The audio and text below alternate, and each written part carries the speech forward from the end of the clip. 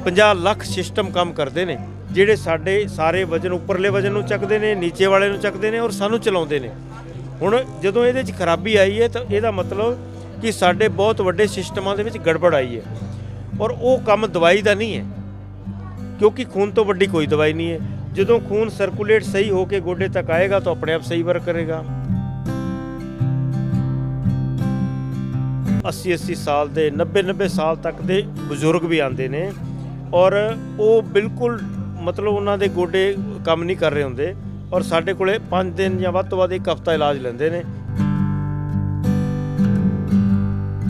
ਚਾਹੇ ਕਿਸੇ ਵੀ ਏਜ ਦਾ ਹੋਵੇ, ਬਜਾਏ ਆਪਰੇਸ਼ਨ ਕਰਾਉਣ ਦੇ ਬੈਟਰ ਇਹ ਰਹੇਗਾ ਕਿ ਉਹ ਨੈਚੁਰਲ ਜੋ ਸਾਡਾ ਸਿਸਟਮ ਹੈ, ਸਾਡੀ ਜੋ ਹੱਡੀ ਹੈ, ਉਹਨੂੰ ਹੀ ਠੀਕ ਕਰਾਉਣ ਦੀ ਕੋਸ਼ਿਸ਼ ਕਰੇ।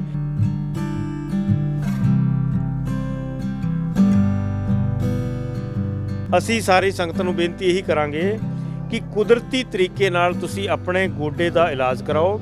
ਗੋਡੇ ਦਾ ਇਲਾਜ ਸੰਭਵ ਹੈ, ਬਿਲਕੁਲ ਸੰਭਵ ਹੈ ਔਰ ਐਲੋਪੈਥੀ ਤੋਂ ਪਹਿਲੇ ਇਹਦਾ ਤੁਹਾਨੂੰ ਰਿਜ਼ਲਟ ਮਿਲੇਗਾ। ਤੁਸੀਂ ਇਹ ਟ੍ਰੀਟਮੈਂਟ ਜ਼ਰੂਰ ਲਓ। ਬੰਦੇ ਦੀ ਇੱਕ ਪਹਿਚਾਣ ਵੀ ਹੈ। ਅਗਰ ਸਾਡਾ ਗੋਡਾ ਇਸ ਤਰ੍ਹਾਂ ਬੈਠ ਕੇ ਜ਼ਮੀਨ ਨੂੰ ਲੱਗਦਾ ਹੈ ਤਾਂ ਸਮਝ ਲਓ ਗੋਡਾ ਫਿੱਟ ਹੈ, ਅਗਰ ਇਹ ਉੱਪਰ ਚੱਕਿਆ ਗਿਆ ਤਾਂ ਸਮਝ ਲਓ ਅਨਫਿਟ ਹੈ। ਤਾਂ ਆਪਾਂ ਇਹਨੂੰ ਫਿੱਟ ਕਰਨ ਵਾਸਤੇ ਆ ਇੱਕ ਐਕਸਰਸਾइज है। बिल्कुल देखो दोनों गोडे ऊपर नीचे, बिल्कुल आसान है।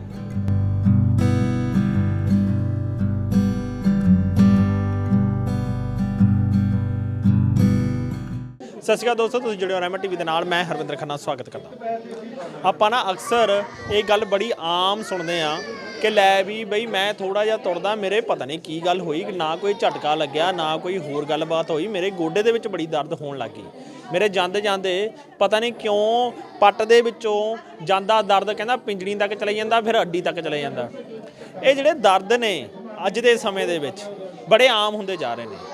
ਉਮਰ ਕੁਝ ਵੀ ਨਹੀਂ ਹੁੰਦੀ, ਉਮਰ ਦਾ ਤਕਾਜ਼ਾ ਦਾ ਕਹਿੰਦੇ ਹੁਣ ਜਮੀ ਦੇਖਦਾ ਹੀ ਨਹੀਂ ਦਰਦ, ਕਿ ਦਰਦ ਪਤਾ ਨਹੀਂ ਕਹਿੰਦੇ ਨੇ ਕਿ ਯਾਰ ਤੂੰ ਤਾਂ ਗੱਭਰੂ ਜਵਾਨ ਆ, ਤੇਰੇ ਦਰਦ ਕਿਵੇਂ ਹੋ ਸਕਦਾ, ਪਰ ਦਰਦ ਹੈ ਭਾਈ।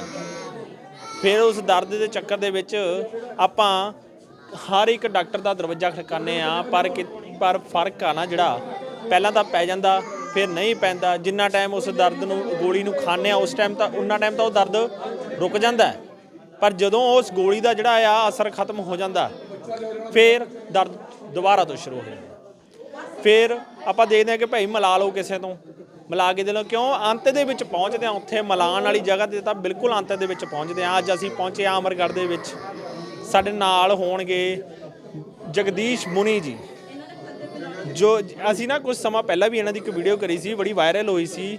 ਬੜੇ ਦੂਰੋਂ ਲੋਕੀ ਉਰੇ ਆਉਂਦੇ ਨੇ, ਸੀਪੀ ਦਾ ਇਲਾਜ ਕਰਵਾਉਣ ਆਉਂਦੇ ਨੇ। ਅੱਜ ਅਸੀਂ ਗੋਡਿਆਂ ਦੇ ਦਰਦ ਦੇ ਉੱਤੇ, ਪਿੱਠ ਦੇ ਦਰਦ ਦੇ ਉੱਤੇ ਇਹਨਾਂ ਨਾਲ ਗੱਲਬਾਤ ਕਰਾਂਗੇ ਕਿ ਭਾਈ ਹੁਣ ਗੋਲੀ ਖਾ ਕੇ ਲੋਕੀ ਅੱਕੇ ਪਏ ਨੇ, ਕਿੰਨੀਆਂ ਕੁ ਗੋਲੀਆਂ ਖਾ ਲਾਂਗੇ।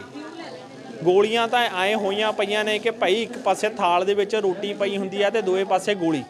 ਜਗਦੀਸ਼ ਜੀ ਸਾਡੇ ਨਾਲ ਨੇ, ਆਪਾਂ ਗੱਲਬਾਤ ਕਰਦੇ ਹਾਂ। ਇਸ ਵਕਤ ਵੀ ਉਹ ਇੱਕ ਬੱਚੇ ਦਾ ਇਲਾਜ ਕਰ ਰਹੇ ਨੇ, ਗੋਡੇ ਦਾ ਹੀ ਇਲਾਜ ਕਰ ਰਹੇ ਨੇ। ਤੁਸੀਂ ਦੇਖ ਪਾ ਰਹੇ ਹੋ ਦਰਸ਼ਕੋ ਕਿ ਉਹ ਗੋਡੇ ਦਾ। ਜਗਦੀਸ਼ ਜੀ ਸਤਿ ਸ੍ਰੀ ਅਕਾਲ, ਕਿਵੇਂ ਹੋ? ਠੀਕ ਠਾਕ ਹੋ? ਜੀ ਸਤਿ ਸ਼੍ਰੀ ਅਕਾਲ, ਬਿਲकुल ਠੀਕ। ਆਪ ਜੀ ਇਹ ਇਲਾਜ ਕਰ ਰਹੇ ਹੋ ਗੋਡੇ ਦਾ, ਕੀ ਦਿੱਕਤ ਕੀ ਆ ਰਹੀ ਹੈ ਵੈਸੇ? ਇਹ ਬੱਚਾ ਸੀਪੀ ਦਾ ਵੈਸੇ ਤਾਂ ਪੇਸ਼ੈਂਟ ਹੈ, ਸੈਰੇਬਲ ਪਾਲਸੀ ਇਹਨੂੰ ਪ੍ਰੋਬਲਮ ਹੈ ਔਰ ਇਹਦਾ ਗੋਡਾ ਜਕੜਿਆ ਹੋਇਆ ਹੈ, ਮਤਲਬ ਚੱਲਣ ਦੇ ਵਿੱਚ ਵੀ ਅਸਮਰੱਥ ਹੈਗਾ। ਤੇ ਹੁਣ ਇਹ ਇਲਾਜ ਲੈ ਰਹੇ ਨੇ, ਇੰਦੌਰ ਤੋਂ ਆਏ ਹੋਏ ਨੇ ਔਰ ਇਹ ਬੱਚੇ ਨੂੰ ਕਾਫੀ ਰਿਲੀਫ ਹੈ, ਕਾਫੀ ਫਾਇਦਾ ਹੈ। ਤੁਸੀਂ ਭਾਜੀ ਤੁਸੀਂ ਆਏ ਹੋ ਇੰਦੌਰ ਤੋਂ? कौन ने? तुसी सत श्री अकाल जी, तुसी इंदौर तो की दिक्कत की आई सी? ये सर सीपी का बच्चा है और चलने में घुटने मोड़ लेता है, पूरे चल नहीं पाता है, तो उसी घुटने का इलाज करवा रहे हैं। हाँ जी, पहली बार आए हैं। कैसे मालूम पड़ा आपको? यूट्यूब के जरिए मालूम पड़ा जी। हाँ जी, ਅਕਸਰ ਨਾ ਇਹ ਦਿੱਕਤ ਬਹੁਤ ਜ਼ਿਆਦਾ ਆ ਜਾਂਦੀ ਹੈ। ਜੇ ਚਲੋ ਹੁਣ ਇਹ ਤਾਂ ਬਹੁਤ ਸਪੈਸ਼ਲ ਚਾਈਲਡ ਨੇ ਜਿਨ੍ਹਾਂ ਦੇ ਰੂਹਾਂ ਮੈਂ ਕਹਿੰਦਾ ਰੱਬ ਦੇ ਬਹੁਤ ਨੇੜੇ ਨੇ। ਹੁਣ ਜੇ ਮੈਂ ਆਪਣੀ ਉਹ ਗੱਲ ਕਰਾਂ, ਮੇਰੇ ਵਰਗੇ ਨੌਜਵਾਨਾਂ ਦੀ ਤਾਂ ਅਕਸਰ ਕੋਈ ਨਾ ਕੋਈ ਐਸੀ ਦਿੱਕਤ ਆਈ ਰਹਿੰਦੀ ਆ ਗੋਡੇ ਦੇ ਵਿੱਚ। ਇਹ ਬੜਾ ਆਮ ਜੀ ਹੋਈ ਰੁਪਈਆ ਗੱਲ ਹੁਣ। ਦੇਖੋ ਮੇਨ ਇਹ ਹੈ ਕਿ ਅੱਜ ਕੱਲ੍ਹ ਦਾ ਜਿਹੜਾ ਨੌਜਵਾਨ ਹੈ ਉਹ ਪ੍ਰਕਿਰਤੀ ਦੇ ਨਿਯਮਾਂ ਦੇ ਮੁਤਾਬਕ ਨਹੀਂ ਚੱਲਦਾ, ਕਿਉਂਕਿ ਪ੍ਰਕਿਰਤੀ ਇੱਕ ਨਿਯਮ ਹੈ, ਪ੍ਰਕਿਰਤੀ ਇੱਕ ਸਿਸਟਮ ਹੈ ਜਿਹਦੇ ਵਿੱਚ ਸਾਨੂੰ ਚੱਲਣਾ ਪੈਂਦਾ।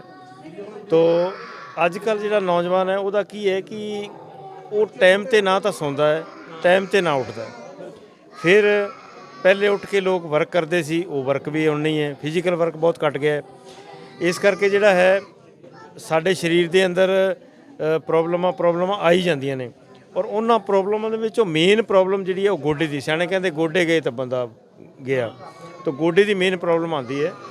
ਔਰ ਉਸ ਪ੍ਰੋਬਲਮ ਨੂੰ ਠੀਕ ਕਰਨ ਵਾਸਤੇ ਮੈਂ ਤਾਂ ਇਹੀ ਕਹਿਣਾ ਚਾਹਾਂਗਾ ਕਿ ਜ਼ਿਆਦਾ ਦਵਾਈਆਂ ਖਾਣ ਦੀ ਬਜਾਏ ਇਹ ਜੋ ਸਾਡੇ ਕੁਦਰਤੀ ਇਲਾਜ ਨੇ, ਪ੍ਰਾਕ੍ਰਿਤਿਕ ਜਿਹੜੇ ਚਿਕਿਤਸਾ ਜਿਹਨੂੰ ਕਹਿ ਲਓ, ਆਪਾਂ ਨੂੰ ਉਹਨਾਂ ਦਾ ਹੀ ਸਹਾਰਾ ਸਭ ਤੋਂ ਪਹਿਲਾਂ ਲੈਣਾ ਚਾਹੀਦਾ ਹੈ।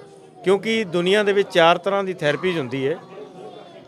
ਐਲੋਪੈਥੀ ਹੋ ਗਈ, ਆਯੁਰਵੇਦ ਹੋ ਗਿਆ, ਹੋਮਿਓਪੈਥੀ ਹੋ ਗਿਆ ਔਰ ਨੈਚੁਰਲਪੈਥੀ ਹੋ ਗਿਆ। ਤੁਸੀਂ ਦੁਨੀਆ ਦੇ ਕਿਸੇ ਮੁਲਕ ਦੇ ਵਿੱਚ ਚਲੇ ਜਾਓ, ਸਭ ਤੋਂ ਪਹਿਲੇ ਉਹ ਨੈਚੁਰਲਪੈਥੀ ਨੂੰ ਤੋਂ ਇਲਾਜ ਲੈਂਦੇ ਨੇ। ਜਿਹੜਾ ਇਲਾਜ ਲੈਂਦੇ ਨੇ ਉਹ ਨੈਚੁਰਲਪੈਥੀ ਲੈਂਦੇ ਨੇ, ਕਿਉਂਕਿ ਨੈਚੁਰਲਪੈਥੀ ਨਾਲ ਦੇਖੋ ਅਸੀਂ ਸਾਰਾ ਕੁਝ ਦੱਸ ਦੇਣਾ ਹੈ ਵੀ ਤੁਹਾਡੀ ਕਿਹੜੀ ਨਾੜ ਜਾਮ ਹੈ, ਤੁਹਾਡਾ ਗੋਡਾ ਕਿਉਂ ਤਕਲੀਫ ਦੇ ਵਿੱਚ ਹੈ ਔਰ ਉਹਨੂੰ ਤਕਲੀਫ ਕਿਉਂ ਆਈ, ਔਰ ਉਹ ਨੈਚੁਰਲ ਤਰੀਕੇ ਨਾਲ ਮਤਲਬ ਜਿਹੜਾ ਹੈ ਉਹ ਇੰਨਾ ਮਤਲਬ ਆਸਾਨੀ ਨਾਲ ਠੀਕ ਹੋ ਸਕਦਾ ਹੈ ਕਿ ਉਹ ਦਵਾਈਆਂ, ਕਿਉਂਕਿ ਦੇਖੋ ਜਦੋਂ ਇੱਕ ਬੂਟੇ ਦੀ ਜੜ ਹੀ ਖਰਾਬ ਹੈ ਤਾਂ ਉਹਦੇ ਵਿੱਚ ਅਸੀਂ ਵਧੀਆ ਖਾਦ ਪਾ ਦਈਏ, ਪਾਣੀ ਪਾ ਦਈਏ, ਉਹਦਾ ਕੋਈ ਫਾਇਦਾ ਨਹੀਂ ਹੋਣਾ। ਅਗਰ ਉਹਦੀ ਜੜ ਸਹੀ ਹੈ ਤਾਂ ਅਸੀਂ ਉਹਨੂੰ ਸਧਾਰਨ ਪਾਣੀ ਵੀ ਪਾਵਾਂਗੇ ਤਾਂ ਵੀ ਉਹ ਚੱਲੇਗਾ, ਕਿਉਂਕਿ ਉਹਦੀਆਂ ਜੜ੍ਹਾਂ ਜਿਹੜੀਆਂ ਨੇ ਜ਼ਮੀਨ ਦੇ ਅੰਦਰ ਜੋ ਸਾਡੇ ਤੱਤ ਨੇ ਉਹਨਾਂ ਨੂੰ ਕੈਚ ਕਰਕੇ ਆਪਣੇ ਆਪ ਗਰੋਥ ਕਰਨਗੀਆਂ। ਤਾਂ ਮੇਨ ਇਹ ਹੈ ਕਿ ਸਾਨੂੰ ਜਿਹੜਾ ਹੈ ਕੁਦਰਤੀ ਇਲਾਜ ਦੇ ਨਾਲ ਹੀ ਬਾਡੀ ਦਾ ਜਿਹੜਾ ਟ੍ਰੀਟਮੈਂਟ ਕਰਾਉਣਾ ਚਾਹੀਦਾ ਹੈ। ਹੁਣ ਇਹ ਜੋ ਨਿਊਰੋ ਹੀਲਿੰਗ ਥੈਰੇਪੀ ਹੈ, ਇਹ ਇੱਕ ਤਰ੍ਹਾਂ ਦੀ ਬਾਡੀ ਦੀ ਸਰਵਿਸ ਹੈ। ਜਿਵੇਂ ਕੰਪਨੀ ਤੋਂ ਨਵੀਂ ਗੱਡੀ ਵੀ ਆਉਂਦੀ ਹੈ, ਉਹ ਵੀ ਸਾਨੂੰ ਕੁਝ ਕਿਲੋਮੀਟਰ ਚੱਲਣ ਤੋਂ ਬਾਅਦ ਉਹਦੀ ਸਰਵਿਸ ਕਰਾਉਣੀ ਪੈਂਦੀ ਹੈ। ਇਸੇ ਤਰ੍ਹਾਂ ਹੀ ਸਾਡੀ ਬਾਡੀ ਹੈ, ਜਿਹੜੇ ਹਿੱਸੇ ਸਾਡੇ 24 ਘੰਟੇ ਸਾਡਾ ਕੰਮ ਕਰ ਰਹੇ ਨੇ, ਸਾਡੇ ਲਈ ਵਰਕ ਕਰ ਰਹੇ ਨੇ। ਅਸੀਂ ਲੱਤਾਂ ਨਾਲ ਚੱਲਦੇ ਹਾਂ, ਚੱਲਦੇ ਤਾਂ ਜ਼ਰੂਰ ਹਾਂ, ਪਰ ਚੱਲਣ ਤੋਂ ਬਾਅਦ ਅਸੀਂ ਕਦੇ ਨਹੀਂ ਸੋਚਦੇ ਕਿ ਅਸੀਂ ਇਹਨਾਂ ਦੀ ਸਰਵਿਸ ਵੀ ਕਰਾਈਏ, ਕਿਉਂਕਿ ਇਹਨਾਂ ਨੂੰ ਪ੍ਰੈਸ਼ਰ ਦੀ ਵੀ ਲੋੜ ਹੈ, ਇਹਨਾਂ ਨੂੰ ਰਬਿੰਗ ਦੀ ਲੋੜ ਹੈ, ਇਹਨਾਂ ਨੂੰ ਮਸਾਜ ਦੀ ਲੋੜ ਹੈ, ਇਹਨਾਂ ਨੂੰ ਵਾਈਬ੍ਰੇਸ਼ਨ ਦੀ ਲੋੜ ਹੈ, ਇਹਨਾਂ ਨੂੰ ਟੈਂਸ ਦੀ ਵੀ ਲੋੜ ਹੈ, ਇਹਨਾਂ ਨੂੰ ਸੈਟਿੰਗ ਦੀ ਵੀ ਲੋੜ ਹੈ।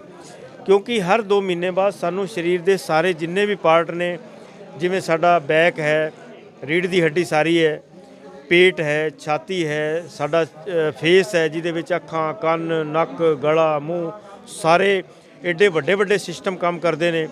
ਉਸ ਤੋਂ ਬਾਅਦ ਸਾਡੀਆਂ ਲੱਤਾਂ ਦੇ ਵਿੱਚ ਗੋਡੇ ਨੇ, ਗਿੱਟੇ ਨੇ। ਅਸੀਂ ਛੋਟਾ ਜਿਹਾ ਮੰਨ ਲੈਂਦੇ ਯਾਰ ਗੋਡਾ ਹੈ, ਇਹ ਗੋਡਾ ਜਿਹੜਾ ਹੈ ਇਹ ਇੰਨੇ ਕੁ ਗੋਡੇ ਦੇ ਵਿੱਚ ਘੱਟੋ ਘੱਟ ਵੀ 50 ਲੱਖ ਸਿਸਟਮ ਕੰਮ ਕਰਦੇ ਨੇ, ਜਿਹੜੇ ਸਾਡੇ ਸਾਰੇ ਵਜਨ, ਉੱਪਰਲੇ ਵਜਨ ਨੂੰ ਚੱਕਦੇ ਨੇ, ਨੀਚੇ ਵਾਲੇ ਨੂੰ ਚੱਕਦੇ ਨੇ ਔਰ ਸਾਨੂੰ ਚਲਾਉਂਦੇ ਨੇ। ਹੁਣ ਜਦੋਂ ਇਹਦੇ 'ਚ ਖਰਾਬੀ ਆਈ ਹੈ ਤਾਂ ਇਹਦਾ ਮਤਲਬ ਕਿ ਸਾਡੇ ਬਹੁਤ ਵੱਡੇ ਸਿਸਟਮਾਂ ਦੇ ਵਿੱਚ ਗੜਬੜ ਆਈ ਹੈ, ਔਰ ਉਹ ਕੰਮ ਦਵਾਈ ਦਾ ਨਹੀਂ ਹੈ, ਕਿਉਂਕਿ ਖੂਨ ਤੋਂ ਵੱਡੀ ਕੋਈ ਦਵਾਈ ਨਹੀਂ ਹੈ। ਜਦੋਂ ਖੂਨ ਸਰਕੂਲੇਟ ਸਹੀ ਹੋ ਕੇ ਗੋਡੇ ਤੱਕ ਆਏਗਾ ਤਾਂ ਆਪਣੇ ਆਪ ਸਹੀ ਵਰਕ ਕਰੇਗਾ। ਕਿਉਂਕਿ ਅਕਸਰ ਆਪਾਂ ਇਹੀ ਸੁਣ ਲੈਂਦੇ ਆ ਕਿ ਭਾਈ ਮੈਂ ਗੋਡੇ ਵੀ ਬਦਲਾ ਲਏ, ਅੰਨਾ ਪੈਸਾ ਵੀ ਲਾਤਾ, ਫਿਰ ਵੀ ਭਾਈ ਮੈਂ ਭੱਜ ਨਹੀਂ ਸਕਦਾ, ਮੈਂ ਦੌੜ ਨਹੀਂ ਸਕਦਾ। ਇਹ ਫਿਰ ਜੇ ਆਪਾਂ ਨੈਚੁਰੋਪੈਥੀ ਕੰਨੀ ਨੂੰ ਜਾਂਦੇ ਆ ਤਾਂ ਇਹਦੇ ਵਿੱਚ ਇਹ ਆਸਾਨ ਹੋ ਜਾਂਦਾ ਕਿ ਭਾਈ ਬੰਦਾ ਫਿਰ ਆਪਣੇ ਸਹਾਰੇ ਦੇ ਉਨਾ ਹੀ ਪਹਿਲਾਂ ਮੰਗੇ, ਥੋੜਾ ਬੋਟਾ ਤਾਂ ਹੋ ਹੀ ਜਾਊਗਾ। 80% ਤਾਂ ਮੰਨ ਕੇ ਚੱਲੀਏ। ਦੇਖੋ ਸਾਡੇ ਕੋਲੇ ਮਤਲਬ 80 ਸਾਲ ਦੇ, 90 ਸਾਲ ਤੱਕ ਦੇ ਬਜ਼ੁਰਗ ਵੀ ਆਉਂਦੇ ਨੇ, ਔਰ ਉਹ ਬਿਲਕੁਲ ਮਤਲਬ ਉਹਨਾਂ ਦੇ ਗੋਡੇ ਕੰਮ ਨਹੀਂ ਕਰ ਰਹੇ ਹੁੰਦੇ, ਔਰ ਸਾਡੇ ਕੋਲੇ 5 ਦਿਨ ਜਾਂ ਵੱਧ ਤੋਂ ਵੱਧ 1 ਹਫ਼ਤਾ ਇਲਾਜ ਲੈਂਦੇ ਨੇ। ਔਰ ਗੋਡੇ, ਕਿਉਂਕਿ ਮੇਨ ਸਾਡੀ ਜਿਹੜੀ ਥਿਉਰੀ ਹੈ ਉਹ ਹੈ ਖੂਨ ਦੇ ਸਰਕੂਲੇਸ਼ਨ ਨੂੰ ਚਾਲੂ ਕਰਨਾ। ਗੋਡੇ ਦੇ ਵਿੱਚ ਕੀ ਹੁੰਦਾ ਹੈ, ਗੋਡੇ 'ਚ ਇੱਕ ਝਿੱਲੀ ਹੁੰਦੀ ਹੈ, ਉਹ ਝਿੱਲੀ ਨੂੰ ਜਦੋਂ ਖੂਨ ਨਹੀਂ ਮਿਲਦਾ ਤਾਂ ਉਹ ਸੁੱਕ ਜਾਂਦੀ ਹੈ। ਜਿਵੇਂ ਬੂਟੇ ਜੜ ਨੂੰ ਪਾਣੀ ਨਹੀਂ ਮਿਲਦਾ ਉਹ ਸੁੱਕ ਜਾਂਦਾ ਹੈ, ਇਸੇ ਤਰ੍ਹਾਂ ਇਹ ਗੋਡੇ ਦੀ ਜਿਹੜੀ ਇਹਨਾਂ ਦੋਨਾਂ ਦੇ ਵਿਚਕਾਰ ਜੋ ਝਿੱਲੀ ਹੈ, ਜੋ ਕਿ ਇੱਕ ਬॉल ਦੀ ਤਰ੍ਹਾਂ ਹੁੰਦੀ ਹੈ, ਉਹਨੂੰ ਜਦੋਂ ਪ੍ਰੋਪਰ ਖੂਨ ਮਿਲਦਾ ਤਾਂ ਉਹ ਪੂਰੀ ਫੁਲਾਵਟ ਦੇ ਵਿੱਚ ਰਹਿੰਦੀ ਹੈ, ਪੂਰੀ ਤਾਕਤ ਹੁੰਦੀ ਹੈ ਉਹਦੇ ਵਿੱਚ। ਔਰ ਜਦੋਂ ਖੂਨ ਦਾ ਸਰਕੂਲੇਸ਼ਨ ਬੰਦ ਹੋ ਜਾਂਦਾ ਹੈ ਤਾਂ ਉਹ ਸੁੱਕ ਜਾਂਦੀ ਹੈ, ਔਰ ਇਹ ਉੱਪਰਲਾ ਸਾਡਾ ਲਿਗਾਮੈਂਟ ਔਰ ਨੀਚੇ ਦਾ ਲਿਗਾਮੈਂਟ ਆਪਸ ਦੇ ਵਿੱਚ ਟਕਰਾਣੇ ਸ਼ੁਰੂ ਹੋ ਜਾਂਦੇ ਨੇ। ਉਹਦੇ ਕਰਕੇ ਗੋਡੇ ਜਦੋਂ ਹੱਡ ਨਾਲ ਹੱਡ ਟਕਰਾਏਗਾ ਤਾਂ ਫਿਰ ਦਰਦ ਤਾਂ ਹੋਏ। ਔਰ ਅਸੀਂ ਕੀ ਕਰਦੇ ਹਾਂ, ਇਹ ਸਾਰੇ ਸਿਸਟਮ ਨੂੰ ਇਲਾਜ ਦੇ ਕੇ, ਨੈਚੁਰਲਪੈਥੀ ਦੇ ਕੇ ਔਰ ਇਹ ਸਰਕੂਲੇਸ਼ਨ ਨੂੰ ਚਾਲੂ ਕਰ ਦਿੰਦੇ ਹਾਂ, ਔਰ 5 ਦਿਨਾਂ ਦੇ ਵਿੱਚ ਇਹ ਝਿੱਲੀ ਵਾਪਸ ਉਸੇ ਆਪਣੀ ਪੋਜੀਸ਼ਨ ਦੇ ਵਿੱਚ ਆ ਜਾਂਦੀ ਹੈ, ਔਰ ਗੋਡਾ ਜਿਹੜਾ ਹੈ ਪ੍ਰੋਪਰਲੀ ਤੌਰ ਤੇ ਠੀਕ ਹੋ ਜਾਂਦਾ ਹੈ। ਚਾਹੇ ਕਿਸੇ ਵੀ ਏਜ ਦਾ ਹੋਵੇ, ਜਦੋਂ ਬਜਾਏ ਆਪਰੇਸ਼ਨ ਕਰਾਉਣ ਦੇ ਬੈਟਰ ਇਹ ਰਹੇਗਾ ਕਿ ਉਹ ਨੈਚੁਰਲ ਜੋ ਸਾਡਾ ਸਿਸਟਮ ਹੈ, ਸਾਡੀ ਜੋ ਹੱਡੀ ਹੈ, ਉਹਨੂੰ ਹੀ ਠੀਕ ਕਰਾਉਣ ਦੀ ਕੋਸ਼ਿਸ਼ ਕਰੇ। ਜੇਕਰ ਉਹ ਮੰਨ ਲਓ ਆਪਰੇਸ਼ਨ ਕਰਾਏਗਾ ਤਾਂ ਉਹਨਾਂ ਨੇ ਆ ਸਾਰੇ ਸਿਸਟਮ ਤਾਂ ਬਾਹਰ ਕੱਢ ਦਿੰਦੇ ਨੇ, ਆਰਟੀਫੀਸ਼ੀਅਲ ਪਾ ਦਿੰਦੇ ਨੇ। ਕਿਸੇ ਟਾਈਮ ਡਿੱਗਿਆ ਜਾਂ ਅੱਜ ਕੱਲ੍ਹ ਘਰਾਂ ਦੇ ਵਿੱਚ ਫਰਸ਼ ਵਗੈਰਾ ਇਸ ਤਰ੍ਹਾਂ ਦੇ ਬਣੇ ਨੇ, ਬੰਦਾ ਕੁਦਰਤੀ ਡਿੱਗ ਪਵੇ ਤਾਂ ਸਮਝ ਲਓ ਉਹਦੀ ਬਾਕੀ ਦੀ ਲਾਈਫ ਜਿਹੜੀ ਹੈ ਉਹ ਬੈੱਡ ਤੋਂ ਇਲਾਵਾ ਬੈੱਡ ਤੇ ਹੀ ਜਾਏਗੀ ਔਰ ਉਹ ਕੁਝ ਨਹੀਂ ਕਰ ਸਕਦਾ, ਨਾ ਹੀ ਕੋਈ ਡਾਕਟਰ ਕਰ ਸਕਦਾ ਹੈ। ਜਿਹੜੇ ਡਾਕਟਰ ਨੇ ਗੋਡਾ ਪਾਇਆ ਉਹ ਵੀ ਉਹਦਾ ਕੁਝ ਨਹੀਂ ਕਰ ਸਕਦਾ। ਅਸੀਂ ਸਾਰੀ ਸੰਗਤ ਨੂੰ ਬੇਨਤੀ ਇਹੀ ਕਰਾਂਗੇ ਕਿ ਕੁਦਰਤੀ ਤਰੀਕੇ ਨਾਲ ਤੁਸੀਂ ਆਪਣੇ ਗੋਡੇ ਦਾ ਇਲਾਜ ਕਰਾਓ।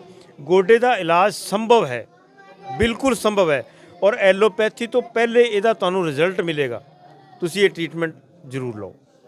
ਔਰ ਇਹਦੇ ਨਾਲ ਨਾਲ ਅਸੀਂ ਕੁਝ ਐਕਸਰਸਾਈਜ਼ਾਂ ਵੀ ਦੱਸ ਦਿੰਦੇ ਹਾਂ ਕਿ ਉਹ ਇਲਾਜ ਲੈਣ ਤੋਂ ਬਾਅਦ ਆਪਦੇ ਘਰੇ ਰੋਜ਼ ਐਕਸਰਸਾਈਜ਼ ਕਰ ਲੈਣ। ਸਾਡੇ ਦਰਸ਼ਕ ਨਾ ਅਕਸਰ ਕਹਿੰਦੇ ਹੁੰਦੇ ਨੇ ਕਿ ਜਿਹੜਾ ਇਲਾਜ ਆ ਕਹਿੰਦੇ ਘਰ ਤੋਂ ਹੀ ਸ਼ੁਰੂ ਹੋਵੇ, ਬਿਲਕੁਲ ਕਿਉਂਕਿ ਆਣਾ ਜਾਣਾ ਬੜਾ ਕਹਿੰਦੇ ਮੁਸ਼ਕਿਲ ਹੋ ਜਾਂਦਾ। ਜੀ ਅਸੀਂ ਨਾਲ ਐਕਸਰਸਾਈਜ਼ ਵੀ ਦੱਸ ਦਾਂਗੇ ਵੀ ਇਲਾਜ ਲੈਣ ਤੋਂ ਬਾਅਦ ਤੁਸੀਂ ਨੇਚਰਲੀ ਬਣਦਾ ਹੈ ਕਿ ਹਰ ਇੱਕ ਚੀਜ਼ ਨੂੰ ਦੇਖੋ, ਕੋਈ ਵੀ ਚੀਜ਼ ਆਪਣੇ ਘਰੇ ਹੈ ਤਾਂ ਉਹਨੂੰ ਸੰਭਾਲਣਾ ਆਪਣਾ ਵੀ ਫਰਜ਼ ਬਣਦਾ ਹੈ।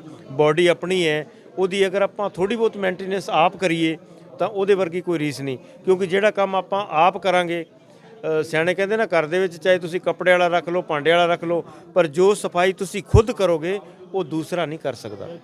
ਡਾਕਟਰ ਕੋਲੇ ਚਾਹੇ ਤੁਸੀਂ ਕਿੰਨੇ ਜਾਓ, ਚਾਹੇ ਕਿਤੋਂ ਵੀ ਕੁਝ ਵੀ ਕਰਾਓ, ਲੇਕਿਨ ਜੋ ਕੰਮ ਤੁਸੀਂ ਆਪਦੇ ਮਨ ਨਾਲ, ਆਪਦੀ ਆਤਮਾ ਦੇ ਨਾਲ ਖੁਦ ਕਰੋਗੇ ਤਾਂ ਉਹਦਾ ਤੁਹਾਨੂੰ ਬਹੁਤ ਬੈਨੀਫਿਟ ਹੋਏਗਾ। ਤੇ ਇਹਦੇ ਨਾਲ ਤੁਸੀਂ ਯੋਗਾ ਦੀਆਂ ਕੁਝ ਐਕਸਰਸਾਈਜ਼ਾਂ ਨੇ ਗੋਡਿਆਂ ਦੀਆਂ, ਉਹ ਵੀ ਤੁਸੀਂ ਕਰ ਸਕਦੇ ਹੋ। ਬਿਲਕੁਲ ਆਸਾਨ ਨੇ ਔਰ ਆਰਾਮ ਦੇ ਨਾਲ ਤੁਸੀਂ ਇਹਨਾਂ ਨੂੰ ਕਰ ਸਕਦੇ ਹੋ। ਫਿਰ ਉਹ ਸਾਡੇ ਦਰਸ਼ਕਾਂ ਨੂੰ ਜ਼ਰੂਰ ਕਰਕੇ ਦਿਖਾਇਓ ਐਕਸਰਸਾਈਜ਼। ਅਸੀਂ ਦੁਬਾਰਾ ਤੋਂ ਫਿਰ ਹਾਜ਼ਰ ਹੁੰਦੇ ਹਾਂ ਉਹ ਐਕਸਰਸਾਈਜ਼ਾਂ ਲੈ ਕੇ ਤੁਹਾਡੇ ਸਾਹਮਣੇ ਦਰਸ਼ਕੋ। ਹੁਣ ਜਿਵੇਂ ਦਰਸ਼ਕੋ ਤੁਹਾਨੂੰ ਅਸੀਂ ਦੱਸਿਆ ਸੀ ਕਿ ਭਾਈ ਐਕਸਰਸਾਈਜ਼ਾਂ ਵੀ ਹੁੰਦੇ ਨੇ, ਕਿਉਂਕਿ ਅਕਸਰ ਦਰਸ਼ਕ ਇਹੀ ਡਿਮਾਂਡ ਕਰਦੇ ਹੁੰਦੇ ਨੇ ਕਿ ਭਾਈ ਤੁਸੀਂ ਐਕਸਰਸਾਈਜ਼ਾਂ ਦੱਸੋ ਸਾਨੂੰ, ਕਿ ਅਸੀਂ ਘਰ ਬਹਿ ਕੇ ਵੀ 2-3 ਮਿੰਟ, ਕਿਉਂਕਿ ਅੱਜ ਕੱਲ੍ਹ ਦਾ ਜਿਹੜਾ ਸਮਾਂ ਆ ਬੜਾ ਬਿਜ਼ੀ ਹੈ, ਲੋਕਾਂ ਕੋਲ ਇਸ ਐਕਸਰਸਾਈਜ਼ ਵਾਸਤੇ ਸਮਾਂ ਆ ਨਾ ਜਿਹੜਾ ਬਹੁਤ ਘੱਟ ਹੁੰਦਾ। ਪਰ ਫਿਰ ਵੀ ਅਸੀਂ ਕੋਸ਼ਿਸ਼ ਕਰਾਂਗੇ ਕਿ ਤੁਹਾਨੂੰ ਘੱਟ ਸਮੇਂ ਦੇ ਵਿੱਚ ਦੱਸ ਸਕੀਏ ਕਿ ਜਿੰਨਾ ਅਸੀਂ ਐਕਸਪਲੇਨ ਕਰ ਸਕਦੇ ਹਾਂ। ਜਿਹੜੇ ਤੁਹਾਡੇ ਸਵਾਲ ਹੋਣਗੇ ਮੋਬਾਈਲ ਨੰਬਰ ਦੇ ਕੇ ਜਾਊਂਗਾ, ਤੁਸੀਂ ਮੋਬਾਈਲ ਨੰਬਰ ਤੇ ਵੀ ਆਪਣਾ ਸੰਪਰਕ ਕਰ ਸਕਦੇ ਹੋ। ਬਾਪੂ ਜੀ ਫਿਰ ਦੱਸੋ ਜੀ ਕਿਵੇਂ ਹੈ? ਸਭ ਤੋਂ ਪਹਿਲੇ ਤਾਂ ਮੈंने ਆਪ ਜੀ ਨੂੰ ਪਹਿਲੇ ਇਲਾਜ ਦੱਸਿਆ ਕਿ ਆਪਾਂ ਨੂੰ ਆਪਣੀ ਬਾਡੀ ਦੀ ਸਰਵਿਸ ਕਰਾਉਣੀ ਚਾਹੀਦੀ ਹੈ। ਅੱਜ ਆਪ ਜੀ ਨੂੰ ਗੋਡੇ ਦੀ ਸਰਵਿਸ ਕਿਵੇਂ ਹੁੰਦੀ ਹੈ, ਉਹ ਸਾਰਾ ਇਲਾਜ ਕਿਵੇਂ ਹੁੰਦਾ, ਉਹਦੇ ਬਾਰੇ ਜਾਣਕਾਰੀ ਦਿੱਤੀ ਹੈ। ਔਰ ਇਹਦੇ ਨਾਲ ਕਈ ਸੰਗਤਾਂ ਜਾਂ ਕਈ ਬਜ਼ੁਰਗ ਇਸ ਤਰ੍ਹਾਂ ਦੇ ਹੁੰਦੇ ਨੇ ਜੋ ਸਾਡੇ ਤੱਕ ਪਹੁੰਚ ਨਹੀਂ ਕਰ ਸਕਦੇ, ਸਾਡੇ ਤੱਕ ਆ ਨਹੀਂ ਸਕਦੇ। ਤਾਂ ਉਹਨਾਂ ਨੂੰ ਇਹੀ ਬੇਨਤੀ ਕਰਾਂਗੇ ਕਿ ਇਸ ਵੀਡੀਓ ਨੂੰ ਦੇਖ ਕੇ ਆਪ ਜੀ ਜੋ ਸਟੈਪਸ ਨੇ ਉਹਨਾਂ ਨੂੰ ਤੁਸੀਂ ਘਰੇ ਬੈਠੇ ਹੀ ਕਰੋ। ਨਾਲ ਆਪਦਾ ਵੀਡੀਓ ਦੇਖੀ ਜਾਓ, ਨਾਲ ਆਪਦਾ ਐਕਸਰਸਾਈਜ਼ ਕਰੀ ਜਾਓ, ਔਰ ਇਹਦੇ ਨਾਲ ਨਾਲ ਦੂਸਰਿਆਂ ਨੂੰ ਵੀ ਦੱਸੋ। ਕਿਉਂਕਿ ਕੋਈ ਵੀ ਕੰਮ ਹੈ, ਅਸੀਂ ਵੀ ਸਾਡੇ ਕੋਲ ਵਿੱਦਿਆ ਹੈ, ਅਸੀਂ ਦਿਨ ਰਾਤ ਲੱਗੇ ਹੋਏ ਹਾਂ ਪ੍ਰਚਾਰ ਕਰਨ ਦੇ ਵਿੱਚ, ਸੰਗਤ ਤੱਕ ਪਹੁੰਚਾਉਣ ਦੇ ਵਿੱਚ ਕਿ ਸਾਡੇ ਦੇਸ਼ ਦਾ ਜੋ ਕੁਦਰਤੀ ਖਜ਼ਾਨਾ ਹੈ, ਜੋ ਯੋਗ ਹੈ, ਯੋਗ ਤੋਂ ਵੱਡੀ ਕੋਈ ਦਵਾਈ ਨਹੀਂ ਹੈ। ਅਗਰ ਅਸੀਂ ਯੋਗ ਰੋਜ਼ ਕਰਦੇ ਹਾਂ, ਅਸੀਂ ਆਪਦੀ ਲਾਈਫ ਦੇ ਵਿੱਚ ਦੇਖਿਆ, ਅਸੀਂ ਸਵੇਰੇ ਉੱਠ ਕੇ ਡੇਲੀ 1 ਘੰਟਾ 3 ਤੋਂ ਲੈ ਕੇ 4 ਵਜੇ 1 ਘੰਟਾ ਐਕਸਰਸਾਈਜ਼ ਕਰਦੇ ਹਾਂ। ਔਰ ਮੈਨੂੰ 30 ਸਾਲ ਹੋ ਗਏ, ਮੈंने ਕਦੇ ਇੱਕ ਗੋਲੀ ਵੀ ਖਾ ਕੇ ਨਹੀਂ ਦੇਖੀ। ਔਰ ਘੱਟੋ ਘੱਟ ਮੇਰਾ 20 ਘੰਟੇ ਵਰਕ ਹੁੰਦਾ ਹੈ। ਇਹਦੇ ਵਿੱਚ ਮੈਨੂੰ ਕਦੇ ਵੀ ਥਕਾਵਟ ਨਾਮ ਦੀ ਚੀਜ਼ ਨਹੀਂ ਹੁੰਦੀ। ਸਾਰਾ ਦਿਨ ਮੇਰੇ ਹੱਥ ਚੱਲਦੇ ਨੇ, ਚੱਲੀ ਜਾਂਦੇ ਨੇ। ਇੱਕ ਪੇਸ਼ੈਂਟ ਉੱਠਦਾ ਹੈ, ਦੂਸਰਾ ਆ ਜਾਂਦਾ ਹੈ, ਦੂਸਰਾ ਉੱਠਦਾ, ਤੀਸਰਾ ਆ ਜਾਂਦਾ, ਤੇ ਸਾਰਾ ਦਿਨ ਸਵੇਰੇ 7 ਵਜੇ ਤੋਂ ਲੈ ਕੇ ਸ਼ਾਮ ਦੇ 6 ਵਜੇ ਤੱਕ ਇਲਾਜ ਮੈਂ ਕਰਦਾ। ਮੈਨੂੰ ਕੋਈ ਥਕਾਵਟ ਨਹੀਂ ਹੁੰਦੀ। ਤਾਂ ਮੈਂ ਵੀ ਚਾਹੁੰਦਾ ਕਿ ਸਾਡੇ ਦੇਸ਼ ਦਾ ਹਰ ਇੱਕ ਇਨਸਾਨ, ਹਰ ਇੱਕ ਨੌਜਵਾਨ ਪੂਰਾ ਤੇਜਸਵੀ ਹੋਵੇ, ਪੂਰਾ ਉਹਦੇ 'ਚ ਓਜ ਹੋਵੇ, ਪੂਰੀ ਉਹਦੇ ਸ਼ਕਤੀ ਹੋਵੇ ਔਰ ਪੂਰੀ ਆਭਾ ਹੋਵੇ। ਕਿਉਂਕਿ ਅਸੀਂ ਸਵਸਥ ਹੋਵਾਂਗੇ ਤਾਂ ਹੀ ਅਸੀਂ ਆਪਦੇ ਪਰਿਵਾਰ ਦਾ, ਦੇਸ਼ ਦਾ, ਸਮਾਜ ਦਾ ਭਲਾ ਕਰ ਸਕਾਂਗੇ। ਜੇ ਅਸੀਂ ਖੁਦ ਹੀ ਰੋਗੀ ਹਾਂ ਤਾਂ ਅਸੀਂ ਦੂਸਰੇ ਦਾ ਕੀ ਭਲਾ ਕਰਨਾ। ਤੋ ਜੇ ਆਪਾਂ ਐਕਸਰਸਾਈਜ਼ ਦੀ ਗੱਲ ਕਰਦੇ ਹਾਂ ਤਾਂ ਕਿਉਂਕਿ ਅਕਸਰ ਲੋਕੀ ਨਾ ਜ਼ਿਆਦਾ ਜ਼ੋਰ ਮਾਰਦੇ ਨਹੀਂ ਜੀ, ਉਹ ਕਹਿੰਦੇ ਨੇ ਕਿ ਭਈ ਛੋਟਾ ਜਿਹੜਾ ਅਸੀਂ ਟੀਵੀ ਦੇਖਦੇ ਹੋਏ ਜਾਂ ਕੋਈ ਕੰਮ ਕਰਦੇ ਹੋਏ ਅਸੀਂ ਕੁਰਸੀ ਤੇ ਬੈਠ ਕੇ ਜਾਂ ਬੈੱਡ ਤੇ ਬੈਠ ਕੇ ਆਰਾਮ ਨਾਲ ਧਰ ਕੇ ਟੀਵੀ ਦੇਖਦੇ ਤੇ ਥੱਲੇ ਬੈਠ ਕੇ ਕਰ ਲਈਏ। ਬਿਲਕੁਲ ਨੀਚੇ ਸਿੰਪਲ ਆਸਣ ਲਾ ਸਕਦੇ ਹਾਂ ਆਪਾਂ, ਜਿਵੇਂ ਕੋਈ ਮੈਟ ਵਗੈਰਾ ਵਿਛਾ ਕੇ, ਜਾਂ ਅੱਜ ਕੱਲ ਯੋਗਾ ਦੇ ਮੈਟ ਵੀ ਆਉਂਦੇ ਨੇ, ਉਹਦੇ ਤੇ ਬੈਠ ਕੇ। ਅੱਜ ਮੈਂ ਆਪ ਜੀ ਨੂੰ ਯੋਗਾ ਜੋ ਗੋਡੇ ਨੇ, ਮਤਲਬ ਗੋਡੇ ਦੀ ਤਕਲੀਫ ਮੇਨ ਹੁੰਦੀ ਹੈ, ਗੋਡੇ ਦੀ ਆਪਾਂ ਘਰੇ ਬੈਠ ਕੇ ਐਕਸਰਸਾਈਜ਼ ਕਿਸ ਤਰ੍ਹਾਂ ਕਰਨੀ, ਉਹ ਮੈਂ ਆਪ ਜੀ ਨੂੰ 2-3 ਐਕਸਰਸਾਈਜ਼ਾਂ ਦੱਸ ਦਿੰਦਾ। ਉਹ ਤੁਸੀਂ ਅਗਰ ਰੋਜ਼ ਕਰਦੇ ਹੋ, ਤੁਹਾਡੇ ਗੋਡੇ ਕਦੇ ਨਹੀਂ ਖਰਾਬ ਹੋਣਗੇ ਔਰ ਬਿਲਕੁਲ ਠੀਕ ਰਹਿਣਗੇ।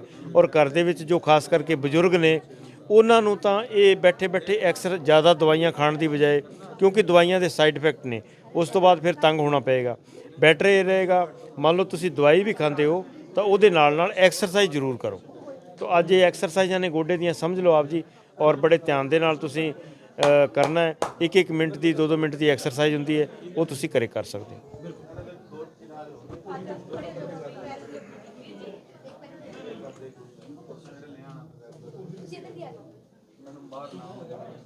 ਸਭ ਤੋਂ ਆਪਾਂ ਸਿੰਪਲੀ ਬੈਠਾਂਗੇ, ਬਿਲਕੁਲ ਅੰਗੂਠੇ ਨਾਲ ਅੰਗੂਠਾ ਇਸ ਤਰ੍ਹਾਂ ਪਕੜ ਵੀ ਸਕਦੇ ਹਾਂ, ਨਹੀਂ ਤਾਂ ਇਸ ਤਰ੍ਹਾਂ ਜੋੜ ਕੇ ਰੱਖਾਂਗੇ।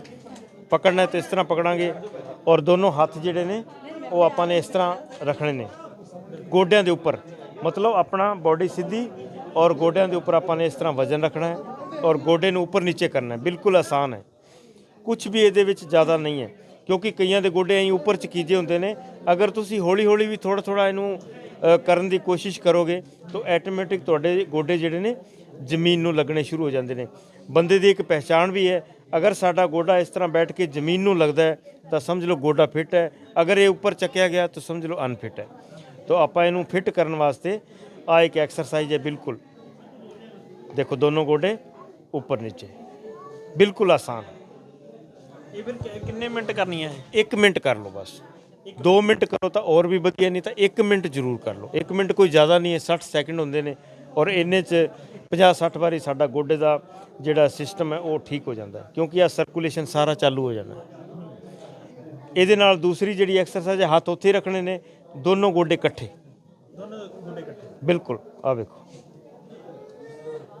ਫਿਰ ਇਹਨਾਂ ਦਾ ਕਰਨ ਦਾ ਕੋਈ ਸਮਾਂ ਵੀ ਹੈ ਕਿ ਸਵੇਰੇ ਸ਼ਾਮ ਕੋਈ? ਕੋਸ਼ਿਸ਼ ਕਰਕੇ 7 ਵਜੇ ਤੋਂ ਪਹਿਲੇ ਪਹਿਲੇ ਕਰਨੀ ਹੈ।